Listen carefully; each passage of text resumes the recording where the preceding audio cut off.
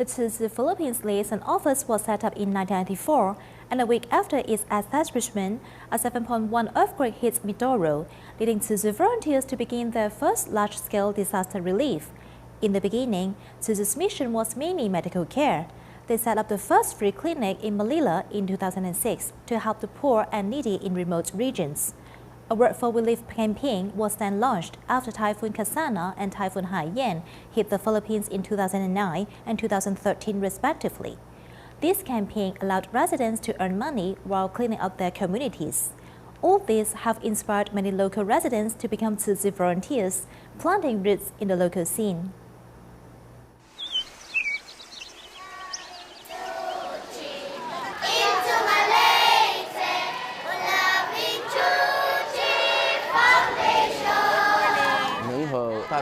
My life is complete in knowing that we work together to save a city.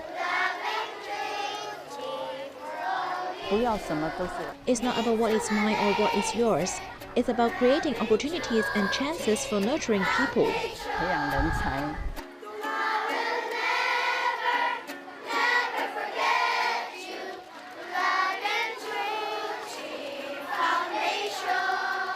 Philippine Tzu Chi chapter started with one person's determination.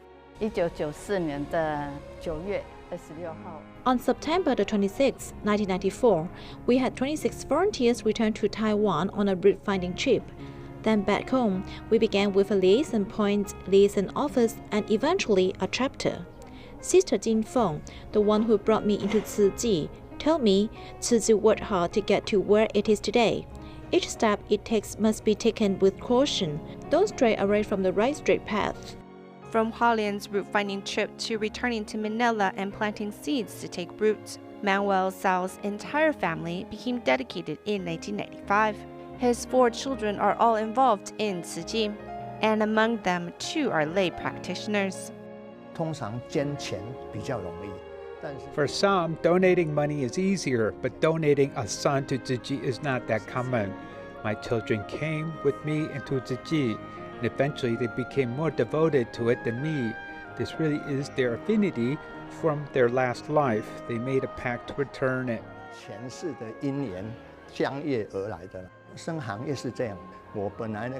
Michael was 2 when I was going to leave my business to him, but he didn't want it.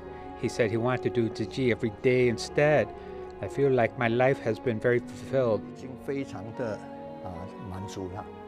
Alfredo Lee, a businessman, thought he lost all happiness in life due to losing his loved ones, but then he found a new direction in life. When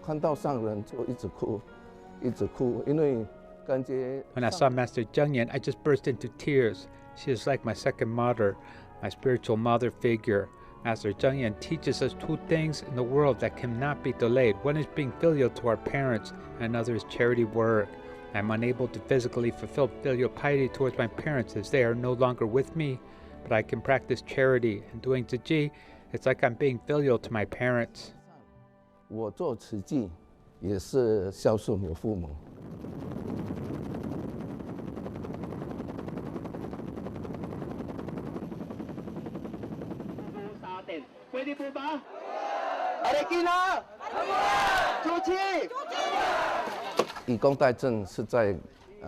We proposed work for relief for Typhoon Ketsana in 2009. We did it in 3 barangays in Marikina.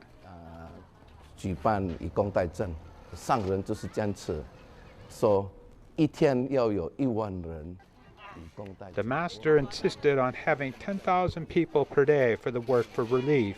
When we asked the master, how will we supervise so many people, as we are all business people and we are used to results that way? Then the master told us, you don't need to supervise them because they are cleaning up their own home. They will work hard on their own. You have to believe in them.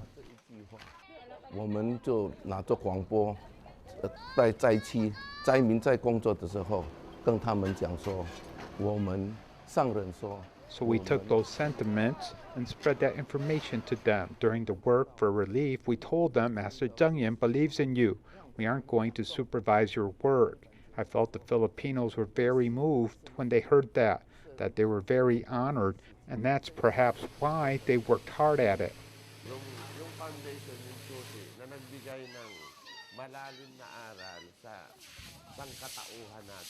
It's a blessing in disguise, really.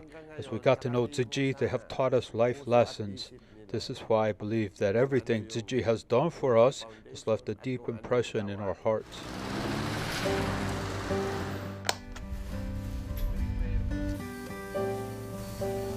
很多病患也不知道我们是谁，就是会叫我们 doctor 这样。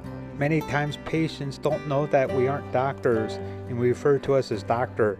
In the beginning, we would correct them and say we aren't doctors, but in the end, when we would comfort them, the patients who came in restless would feel a sense of calm after our interactions. 不耐烦，让我们爱傻之后呢，我们看到他们完全不一样。 It made me realize that though doctors may treat their physical ailments, we help to treat their emotional turmoil. So when they would call us doctor, we ended up just accepting it.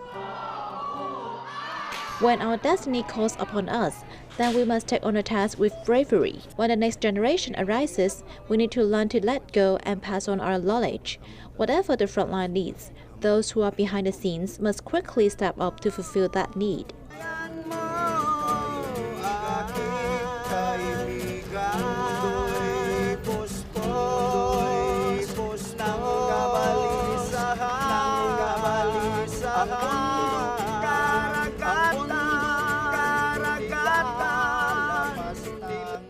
Henry Yunez is the current director of Philippine Tzu Chi chapter, and his family of 11 have all joined Tzu Chi. During the COVID season, they continue to spread love to all in need. 我们不会害怕吗？当然是会啊，知道有那个危险。 Are we not afraid? Of course we are. And we know there are dangers, but in our mind, if we don't help, then who can?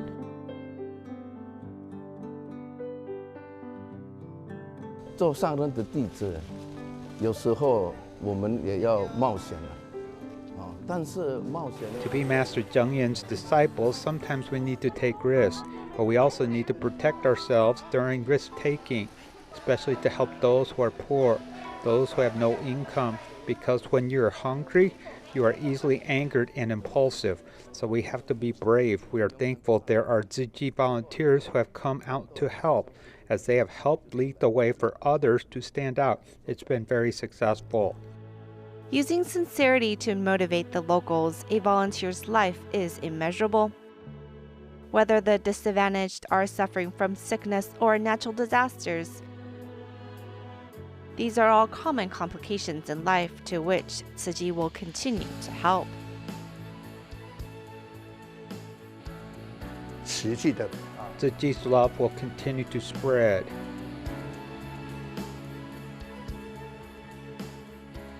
We have built everything from nothing. We started with no volunteers, no donations, and got to where we are today. We must continue on this road with caution to pass on a legacy to the next generation of volunteers.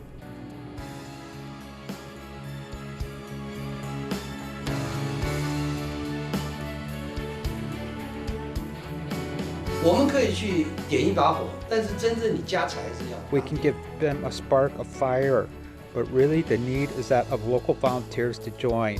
We can plant the seed, but to water and take care of it, we need the help of locals to do so. It's a beacon of compassion where wisdom is passed on to another and hope is there.